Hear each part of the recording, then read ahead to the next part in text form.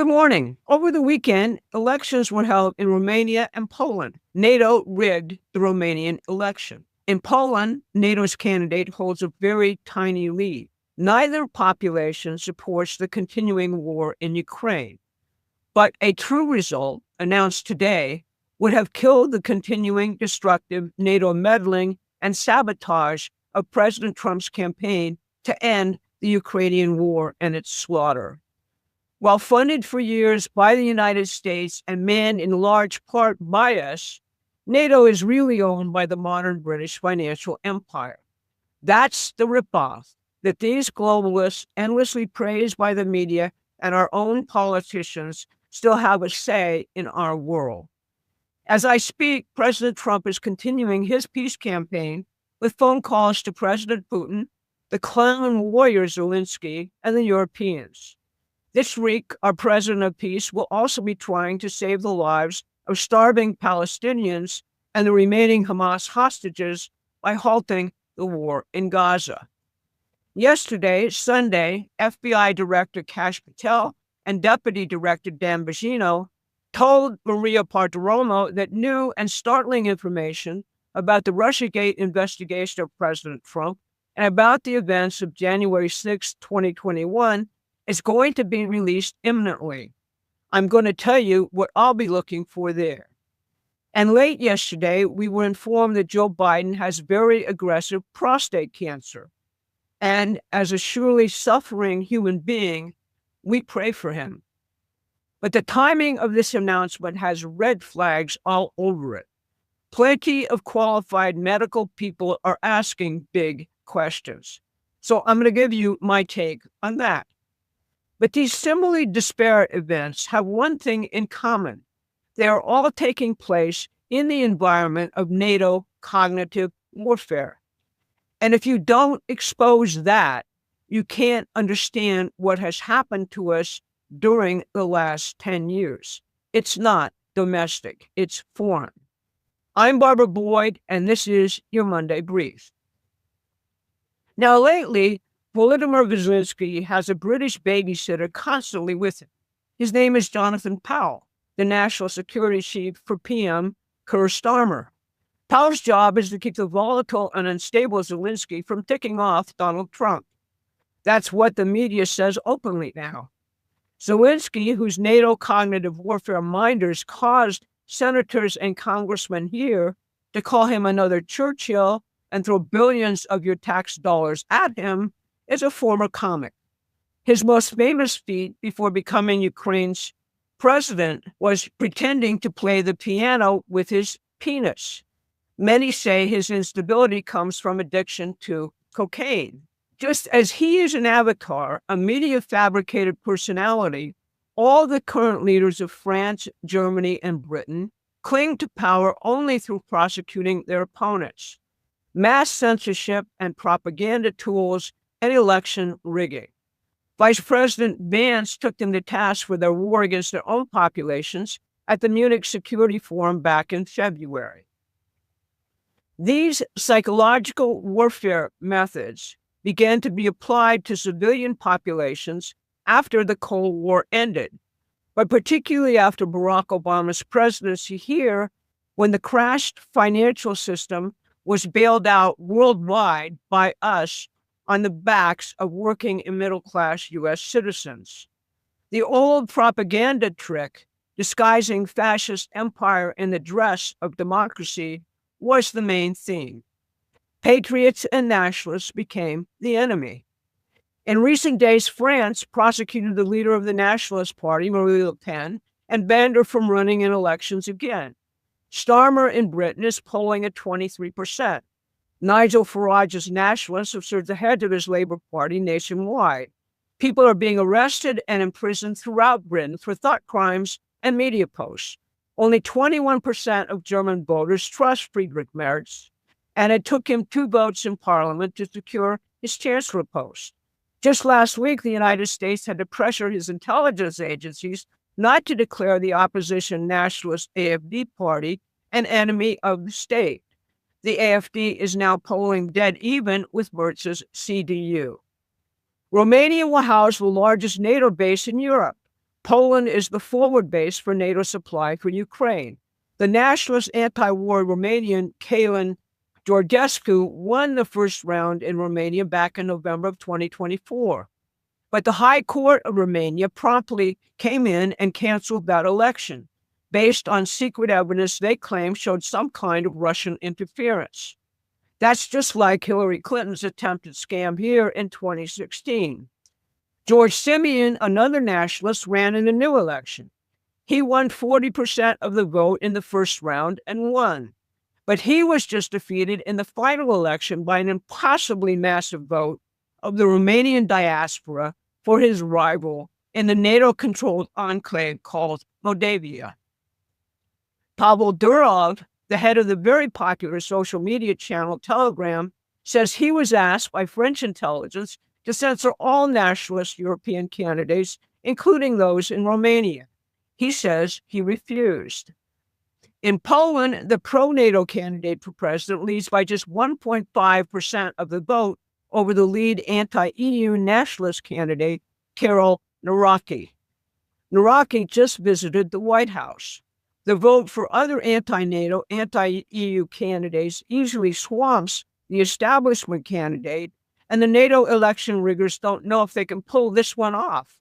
Hence the outright sweat and panic you see in their media coverage. Now, in 1993, George Soros wrote a tract called Toward a New World Order, The Future of NATO.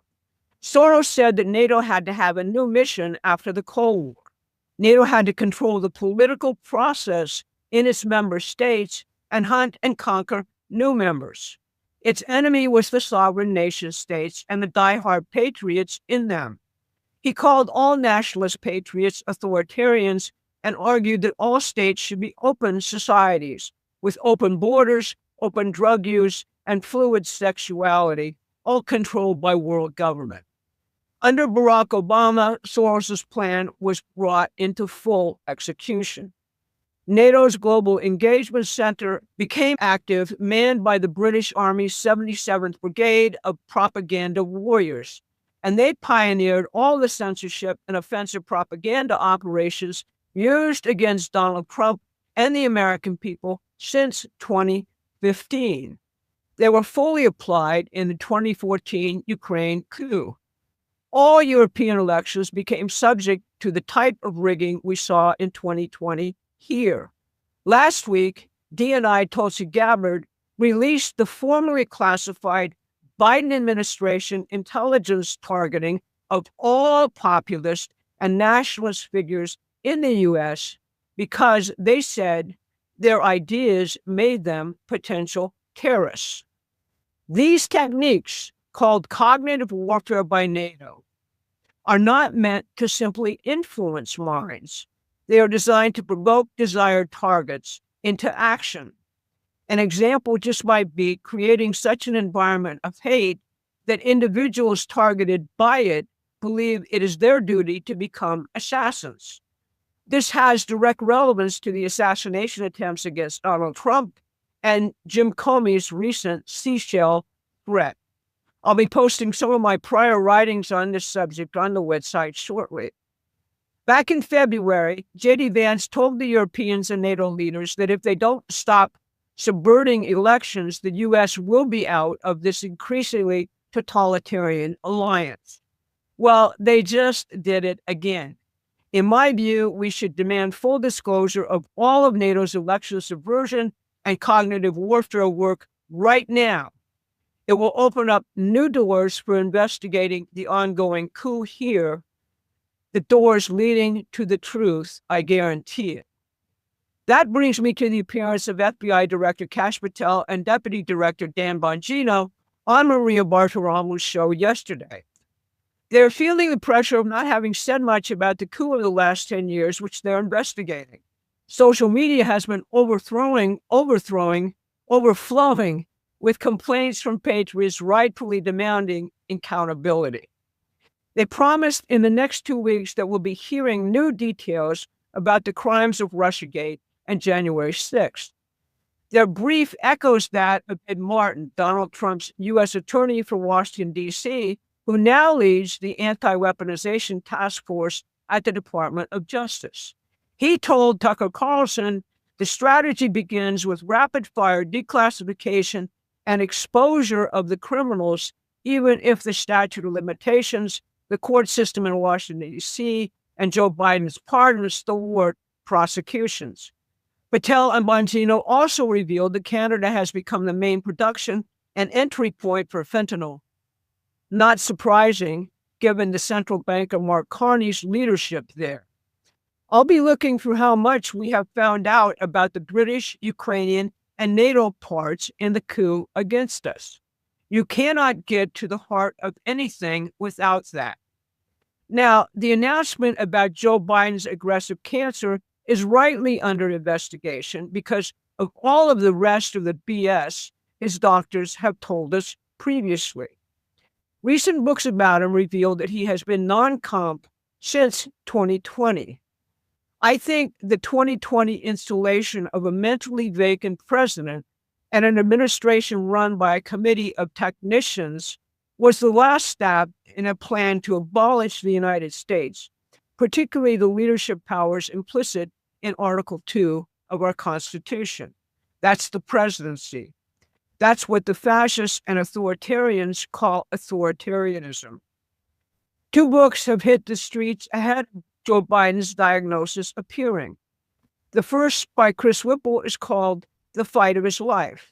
The second, by Jed Capper and Alex Thompson, is called Original Sin and is supposed to hit midweek this week. Public discussion of these books and listening to Special Counsel Robert Hur's interview of the senile Biden have led the people to ask the right questions. Who was running our government? Who knew the president wasn't there? And why was this done? Release of this diagnosis now is designed to stop people from asking those questions and to stop that investigation. In Whipple's book, Biden's chief of staff, Ron Klain, says that Biden was so out of it in preparing for his infamous June 2024 debate with Donald Trump that he thought he was president of NATO and not the United States. I say that wasn't senility. Biden was simply repeating his marching orders. Now, I want to thank you for the fact that we are growing and people appreciate us and are giving contributions, but we need to grow a lot faster. As you can tell from the depth of this brief, we have a lot to say and a lot to influence in terms of direction of these very, very critical investigations. We need your help to do that. Please support us by going to the Promethean Action website and becoming a subscriber. We can do this. We can actually win the country back, but it depends on educating the population about the real issues. Thanks very much for listening. I'm Barbara Boyd. Susan will be with you on Wednesday. Thanks for watching. Please take a moment and subscribe to our free newsletter at prometheanaction.com.